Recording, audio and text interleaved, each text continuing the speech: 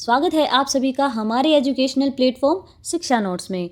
आज है 19 जनवरी 2026 और आज की इस वीडियो में हम करेंगे 19 जनवरी से रिलेटेड डेली करंट अफेयर के इम्पोर्टेंट क्वेश्चंस और साथ ही हम करने वाले हैं इन क्वेश्चंस से रिलेटेड जितने भी इम्पोर्टेंट फैक्ट्स बनते हैं उन सभी को। तो चलिए बिना देरी किए शुरू करते हैं आज की वीडियो। हमारा पहला प्रश्न है, गोल्डन ग्लोब अवार्ड्स में सर्वश्रेष्ठ ड्रामा फिल्म का पुरस्कार किस फिल्म को मिला? तो इसका सही उत्तर है option number C, Hamnet film को। फिल्म हेमनेट ने गोल्डन ग्लोब अवार्ड्स में सर्वश्रेष्ठ ड्रामा फिल्म का पुरस्कार जीता। फिल्म हेमनेट प्रसिद्ध लेखक विलियम शेक्सपियर के बेटे के जीवन पर आधारित है। अभिनेत्री जेसी बकली को इस फिल्म के लिए सर्वश्रेष्ठ अभिनेत्री का गोल्डन ग्लोब पुरस्कार मिला है। तो चलिए दोस्तों, इसके साथ साथ कुछ और अवार्ड्स भी हैं, उनको भी डिस्कस कर लेते हैं। फिल्म अवार्ड्स सर्वश्रेष्ठ ड्रामा फिल्म के लिए हेमनेट को, सर्वश्रेष्ठ म्यूजिकल कॉमेडी फिल्म के लिए वन बैटल आफ्टर अनदर को, सर्वश्रेष्ठ एनिमेटेड फिल्म के पॉप डिमोन हंटर्स को, सर्वश्रेष्ठ विदेशी भाषा फिल्म द सीक्रेट एजेंट को। इसके अलावा फिल्म अभिनय अवार्ड्स की हम बात करें तो सर्वश्रेष्ठ अभिनेत्री ड्रामा के लिए जेसी बकली को हेमनेट मूवी के लिए, सर्वश्रेष्ठ अभिनेता वैगनर मोउरा को द सीक्रेट एजेंट के लिए, सर्वश्रेष्ठ अभिनेत्री कॉमेडी और म्यूजिकल के लिए रोज बर्न को if I had legs I did kick you के मूवी के लिए, सर्वश्रेष्ठ अभिनेता कॉमेडी और म्यूजिकल में टिमोथी शैल्मे को मार्टी सुप्रीम के लिए, सर्वश्रेष्ठ सहायक अभिनेता स्टेलन स्कार्सगार्ड को सेंटिमेंटल वैल्यू के लिए, सर्वश्रेष्ठ सहायक अभिनेत्री टियाना टेलर को वन बैटल आफ्टर अनदर के लिए। इसके बाद बात करें हम अन्य फिल्म अवार्ड्स की तो पहला है सर्वश्रेष्ठ निर्देशक का अवार्ड मिला पॉल थॉमस एंडरसन को। ये मिला उनको one battle after another movie के लिए। सर्वश्रेष्ठ पटकथा की बात करें तो पॉल थॉमस एंडरसन इन्हीं को ही मिला वन बैटल आफ्टर अनदर इसी मूवी के लिए। अगला है सर्वश्रेष्ठ संगीत के लिए लुडविग गोरानसन को सिनर्स के लिए। उसके बाद है सर्वश्रेष्ठ गीत तो Golden K-pop Demon Hunters के लिए। टीवी सीरीज अवार्ड्स की हम बात करें तो सर्वश्रेष्ठ ड्रामा टीवी सीरीज के लिए द पिट को, सर्वश्रेष्ठ कॉमेडी टीवी सीरीज के लिए द स्टूडियो को, सर्वश्रेष्ठ टीवी अभिनेत्री ड्रामा रिया सिहार्न को प्लूरीबस के लिए। चलिए दोस्तों देखते हैं हमारा अगला प्रश्न है, हाल ही में ब्रिटेन में आए तूफान का नाम क्या है? तो इसका सही उत्तर यहाँ पर रहने वाला है option number C, storm Goretti. हाल ही में जनवरी 2026 में ब्रिटेन में आए तूफान का नाम है स्टॉर्म गोरेटी। तूफान गोरेटी से ब्रिटेन के दक्षिण पश्चिमी इंग्लैंड, कॉर्नवॉल और Devon, Midlands, Scotland, Wales, Northern Ireland तथा फ्रांस के नॉर्मडी ब्रिटेनी क्षेत्र प्रभावित हुए। चलिए देखते हैं हमारा अगला प्रश्न है, one nation one subscription portal के क्रियान्वयन में देश में पहला स्थान किस राज्य ने प्राप्त किया है? तो यहाँ पर हमारा सही उत्तर रहने वाला है option number B, Madhya Pradesh का। मध्य प्रदेश ने one nation one subscription portal के क्रियान्वयन में पूरे देश में पहला स्थान जो है वो प्राप्त किया है। राज्य के कुल 617 उच्च शिक्षण संस्थानों ने ONOS पोर्टल पर सफलतापूर्वक पंजीकरण कराया है। कर्नाटक इस सूची में दूसरे स्थान पर है जहां 480 संस्थानों ने पंजीकरण किया है। तो चलिए बात करते हैं वन नेशन वन सब्सक्रिप्शन की। तो यह भारत सरकार की शिक्षा मंत्रालय की एक पहल है जिसके तहत छात्रों, शोधार्थियों और शिक्षकों को एक ही पोर्टल पर अंतर्राष्ट्रीय शोध पत्रिकाएं और पुस्तकें निःशुल्क उपलब्ध कराई जाती हैं। चलिए दोस्तों बढ़ते हैं आगे। प्रश्न है, junior Miss India Miss Confident का खिताब किसने जीता? तो इसका यहाँ पर सही उत्तर रहने वाला है हमारा option number A, Aadhya Srivastava ने। छत्तीसगढ़ के बिलासपुर की आध्या श्रीवास्तव ने junior Miss India Miss Confident का खिताब जीतकर राज्य का नाम रोशन किया। यह प्रतिष्ठित राष्ट्रीय स्तर की प्रतियोगिता जयपुर के होटल क्लर्क्स आमेर में आयोजित की गई। इस प्रतियोगिता में देश भर से लगभग 180 प्रतिभागियों ने भाग लिया। आध्या श्रीवास्तव ने अपने उत्कृष्ट वाक कौशल, नृत्य, भावभंगिमा और रैंप वॉक से निर्णायकों को प्रभावित किया। चलिए देखते हैं हमारा अगला प्रश्न।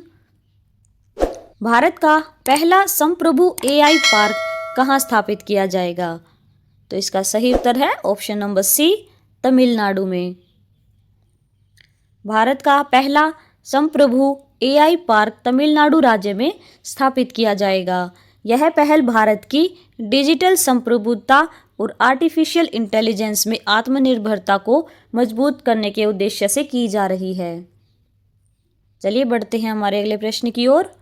प्रश्न है दोस्तों, 2026 का टाइलर पुरस्कार किसे प्रदान किया गया है? तो यहाँ पर इसका सही उत्तर रहने वाला है ऑप्शन नंबर डी, टोबी कीयर्स को। 2026 का टाइलर पुरस्कार जो है वो अमेरिकी बायोलॉजिस्ट टोबी कीयर्स को प्रदान किया गया है। टाइलर पुरस्कार को पर्यावरण का नोबेल पुरस्कार कहा जाता है। यह पुरस्कार पर्यावरण संरक्षण और पारिस्थितिकी के क्षेत्र में उत्कृष्ट योगदान के लिए दिया जाता है।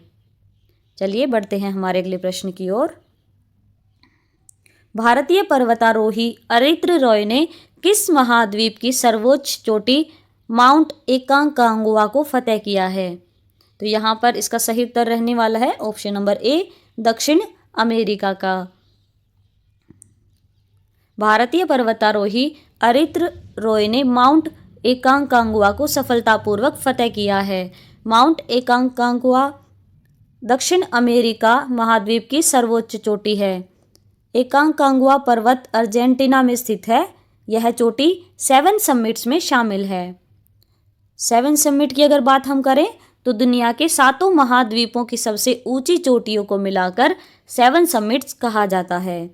इसमें पहला नंबर पर है एशिया का माउंट एवरेस्ट, दूसरे नंबर पर है दक्षिण अमेरिका का माउंट एकांकांगुआ और तीसरे नंबर पर है उत्तरी अमेरिका का माउंट डेनाली या मैकनिले। चौथे नंबर पर है अफ्रीका का माउंट किलिमंजारो। 5वें नंबर पर है यूरोप का माउंट एल्ब्रुस और 6ठे नंबर पर है ऑस्ट्रेलिया का माउंट कोसियसको और 7वें नंबर पर है अंटार्कटिका का माउंट विंसन। तो चलिए दोस्तों बढ़ते हैं आगे। अगला प्रश्न है, भारत का पहला लेग्ड मोबाइल मैनिपुलेटर कौन सा है? तो इसका सही उत्तर है ऑप्शन नंबर सी, स्कॉर्पी। भारत का पहला लेग्ड मोबाइल मैनिपुलेटर स्कॉर्पी है। स्कॉर्पी को भारतीय प्रौद्योगिकी संस्थान कानपुर द्वारा विकसित किया गया है। यह एक उन्नत रोबोटिक प्रणाली है जो चलने और वस्तुओं को पकड़ने या हेरफेर की क्षमता रखती है। चलिए देखते हैं हमारा अगला प्रश्न।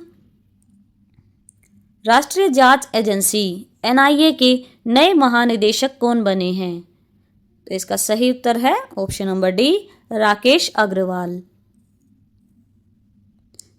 राष्ट्रीय जांच एजेंसी एनआईए के नए महानिदेशक के रूप में राकेश अग्रवाल को नियुक्त किया गया है।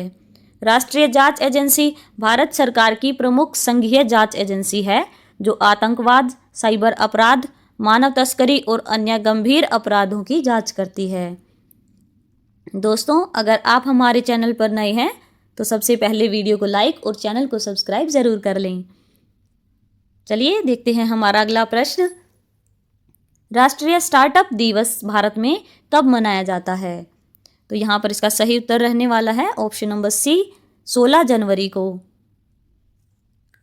राष्ट्रीय स्टार्टअप दिवस भारत में हर साल 16 जनवरी को मनाया जाता है। यह दिवस भारत में स्टार्टअप, पारिस्थितिकी तंत्र को बढ़ावा देने और इनोवेशंस को प्रोत्साहित करने के लिए मनाया जाता है। स्टार्टअप इंडिया पहल 2016 में शुरू की गई थी। चलिए दोस्तों बढ़ते हैं आगे। प्रश्न है, किस राज्य सरकार ने डिजिटल इंडिया भाषणी डिवीजन के लिए समझौता ज्ञापन पर हस्ताक्षर किए हैं? तो इसका सही उत्तर है option number D, Madhya Pradesh ने। मध्य प्रदेश सरकार ने डिजिटल इंडिया भाषणी डिवीजन के लिए समझौता ज्ञापन पर हस्ताक्षर किए हैं। इस पहल का उद्देश्य स्थानीय भाषाओं में डिजिटल सेवाओं को बढ़ावा देना और भाषाई समावेशन को मजबूत करना है। हमारा अगला प्रश्न है, तालिबान शासन ने भारत में अपना पहला राजनयिक किसे नियुक्त किया है? तो इसका सही उत्तर है ऑप्शन नंबर ए, नूर अहमद नूर को। तालिबान शासन ने भारत में अपना पहला राजनयिक नियुक्त किया है, जिसका नाम नूर अहमद नूर है। यह नियुक्ति 9 जनवरी 2026 को हुई और नूर अहमद नूर ने अपने कार्यभार का निर्वहन शुरू किया। नूर अहमद नूर भारत में अफगानिस्तान दूतावास के कार्यवाहक प्रभारी के रूप में कार्य करेंगे। दोस्तों, वीडियो के लास्ट में है आपके लिए 2 प्रश्न, जिनका आंसर आपको कमेंट बॉक्स में देना है। इसमें पहला प्रश्न है, दिल्ली सरकार ने हाल ही में किस नीति को मंजूरी दी है? और दूसरा प्रश्न है, केंद्रीय मंत्री अश्विनी वैष्णव किस शहर में G7 क्रिटिकल मिनरल्स बैठक में शामिल हुए? तो दोस्तों, इन्हीं प्रश्नों के साथ हमारी आज की ये वीडियो यहीं पर समाप्त हुई।